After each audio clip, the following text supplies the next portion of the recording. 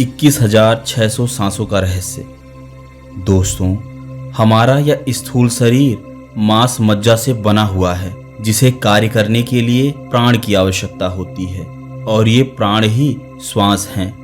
हम जो हवा अपने नाक के माध्यम से फेफड़ों में भरते हैं, वही प्राण है। इन श्वास रूपी प्राणों से ही यह हमारा स्थूल शरीर कार्य करता है। कहते हैं हमारा स्थूल शरीर 5 तत्वों से मिलकर बना है। ये 5 तत्व हैं पृथ्वी, आकाश, वायु, अग्नि और जल। ये 5 तत्व ही स्थूल शरीर के कारक हैं, और जब तक व्यक्ति जीवित है तब तक ये 5 तत्व व्यक्ति के शरीर में विद्यमान हैं और अपना अपना कार्य करते हैं। जब व्यक्ति के अंदर से आत्मा अर्थात यह प्राण बाहर निकल जाती है और व्यक्ति मृत हो जाता है, तब उसका यह स्थूल शरीर इन्हीं 5 घटकों में विलीन हो जाता है। जिस प्रकार इस स्थूल शरीर के निर्माण के लिए ये 5 तत्व आवश्यक हैं, उसी प्रकार इस स्थूल शरीर को कार्य करने के लिए प्राण की आवश्यकता होती है, जो हमारे श्वासों पर निर्भर करती है। इन्हीं श्वासों को ही वेदों में प्राण कहा गया है। जो भी साधक कोई साधना करना चाहता है तो सबसे पहले उसे सांसों का ज्ञान आवश्यक है, क्योंकि ये सांसें ही व्यक्ति की आयु को निर्धारित करती हैं। कोई व्यक्ति कितने साल जीवित रहेगा, यह इन सांसों की गति पर निर्भर करता है। एक सामान्य व्यक्ति हर मिनट 15 बार सांस लेता और छोड़ता है। इस तरह वह पूरे दिन भर में लगभग 21,600 बार सांस लेता और छोड़ता है। परंतु यदि हम सांसों की इस गति, इस प्रक्रिया को धीमा कर दें, अर्थात यदि इसकी संख्या हम 15 से कम कर दें, तो व्यक्ति की आयु लंबी हो जाती है। इसलिए योगियों के लिए सांसों का बहुत महत्व है। तभी तो बहुत से योगियों ने सांसों के इस प्रवाह पर बहुत कुछ बोला है। वे कहते हैं कि आपकी सांस लेने की गति ही आपके समस्त जीवन आयु को निर्धारित करती है। आपका शरीर स्वस्थ है या अस्वस्थ, यह सब आपके सांसों के कारण ही है।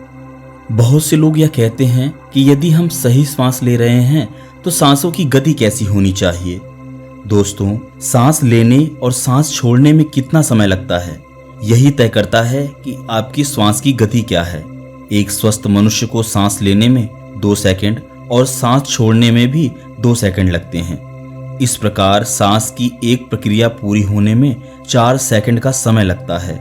यदि इसे हम 1 मिनट में कैलकुलेट करें, अर्थात 60 सेकंड में, तो प्रत्येक मनुष्य लगभग 15 बार सांस लेता है और 15 बार सांस को छोड़ता है। इस प्रकार कुल 21,600 बार व्यक्ति सांस लेने और छोड़ने की प्रक्रिया को पूरा करता है। योगी कहते हैं कि यदि व्यक्ति गहरी सांस लेता है तो उसकी उम्र बढ़ जाती है, परंतु आज के आधुनिक लोग इस बात पर विश्वास नहीं करते। वे अपने दिनचर्या में ही व्यस्त रहते हैं। वे जानते ही नहीं कि श्वासों की गति कैसी होनी चाहिए। केवल 5 मिनट व्यायाम कर लेने से, प्राणायाम कर लेने से आपका शरीर स्वस्थ ही नहीं हो जाता, जब तक आप यह नहीं जानते कि श्वासों की गति कैसी होनी चाहिए, श्वास किस प्रकार लेना चाहिए। जिस दिन आपने श्वासों की गति और श्वासों के प्रवाह के बारे में जान लिया, आपके जीवन में अद्भुत बदलाव आने लगेंगे। दोस्तों, उचित श्वास के माध्यम से हम अपने फेफड़ों का आकार बढ़ा सकते हैं, जिससे हम अधिक ऑक्सीजन को इकट्ठा कर पाते हैं और जीवन लंबा हो सकता है। प्रत्येक गहरी श्वास के साथ आप ऑक्सीजन की अधिकतम मात्रा को अपने शरीर के विभिन्न अंगों तक पहुंचा सकते हैं। इन अंगों तक यह प्राण रूपी ऑक्सीजन पहुंचाने का कार्य हमारी नाड़ियां करती हैं, जिनमें 3 प्रमुख हैं, और आप सब उन नाड़ियों के बारे में भली भांति जानते हैं, क्योंकि मैंने इन पर बहुत सी वीडियोस बनाई हैं, जिन्हें आप ऊपर आई बटन पर और नीचे डिस्क्रिप्शन में जाकर देख सकते हैं। वैसे इन प्रमुख नाड़ियों को इड़ा, पिंगला और सुषुम्ना कहा गया है, जो कि हमारे रीढ़ की हड्डी के बाएं तरफ इड़ा, दाहिनी तरफ पिंगला और बीच में सुषुम्ना नाड़ी विद्यमान है। ये नाड़ियां ही व्यक्ति के अस्तित्व को जिंदा रखती हैं और प्राण का समस्त शरीर में प्रवाह करती हैं, जिससे हम चल फिर पाते हैं, बोल और सुन पाते हैं। आपका जीवन आपकी सांसों पर निर्भर करता है, इसलिए आप जितनी अधिक श्वास लेंगे, आपकी आयु उतनी ही कम होती जाएगी। एक कुत्ता 1 मिनट में लगभग 60 बार सांस लेता है और उसकी आयु 10 से 12 वर्ष होती है।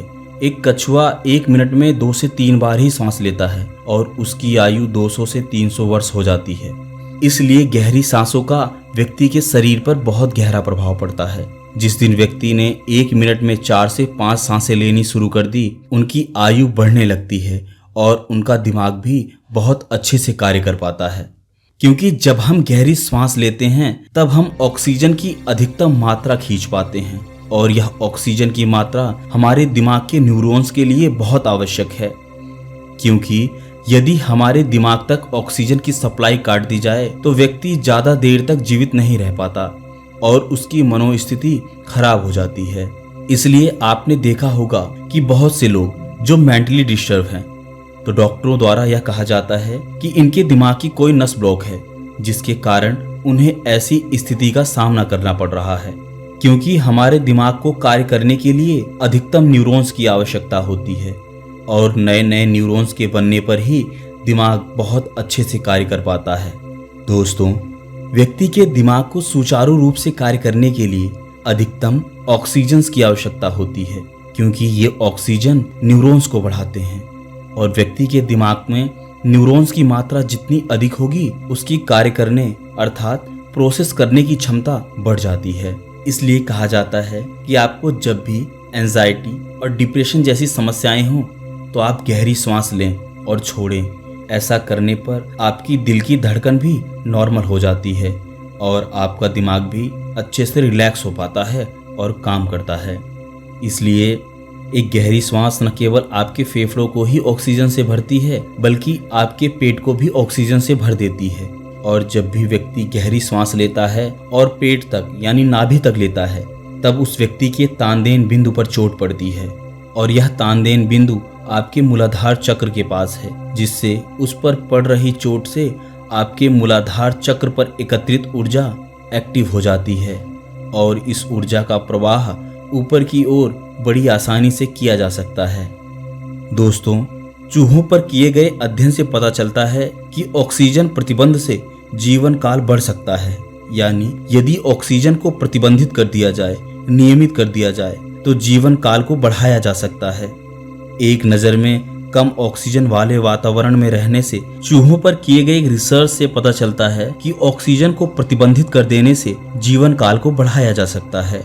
ठीक इसी प्रकार कछुओं पर किए गए रिसर्च से यह पता चलता है कि उनके मस्तिष्क को कम मात्रा में ऑक्सीजन की आवश्यकता होती है और वे ऑक्सीजन के बिना दिनों, हफ्तों और संभवतः अधिक समय तक कार्य कर सकते हैं।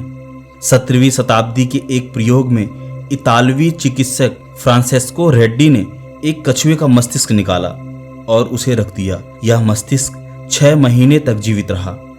इसीलिए समुद्र में किए गए कछुओं के रिसर्च से यह पता चला कि कछुए तो हजारों सालों से जीवित हैं, क्योंकि उन्हें कार्य करने के लिए बहुत कम ऑक्सीजन की आवश्यकता होती है।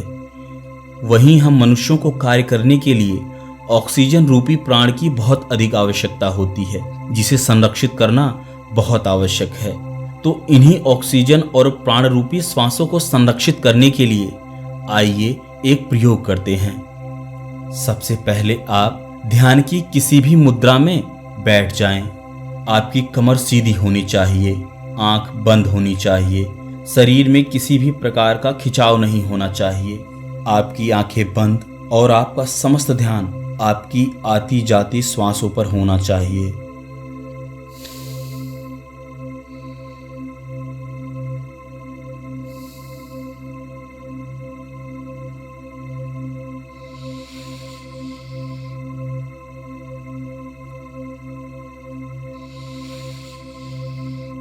जब आपको लगे कि आपकी सांसें स्थिर हो गई हैं, तब आपको ध्यान करना प्रारंभ करना है। यदि आप असहज महसूस कर रहे हैं तो आप ओम मंत्र का उच्चारण भी कर सकते हैं, कुछ इस तरह।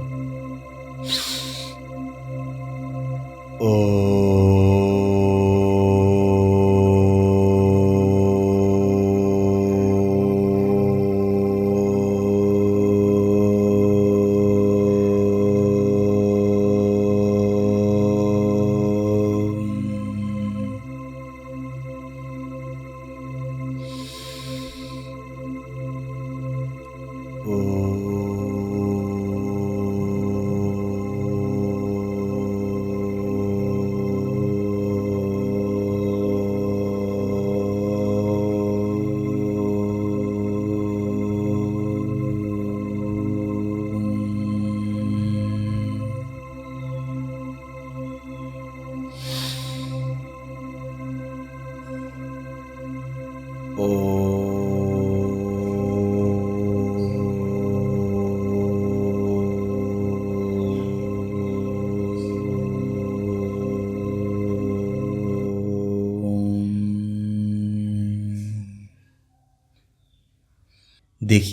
जब आप गहरी सांसों को भरते हैं तब आप अपनी सांसों को रोक लीजिए और जब उन सांसों को छोड़ेंगे तो कुछ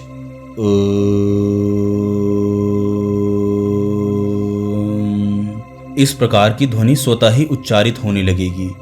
जब आप आंख बंद करके इस ध्वनि का उच्चारण करते हैं तो आपका मन मस्तिष्क शांत हो जाता है, आपके शरीर में एक पॉजिटिविटी आ जाती है।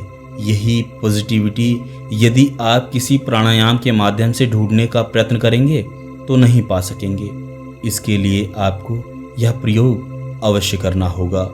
किसी भी साधना, योग और ध्यान को करने के लिए सर्वप्रथम आपको समय निर्धारित करना होगा। ऐसा नहीं कि आपने आधा घंटा ध्यान कर लिया, कभी 10 मिनट ध्यान कर लिया, कभी 5 मिनट ध्यान कर लिया, जैसा आपको समय मिला आपने ध्यान कर लिया।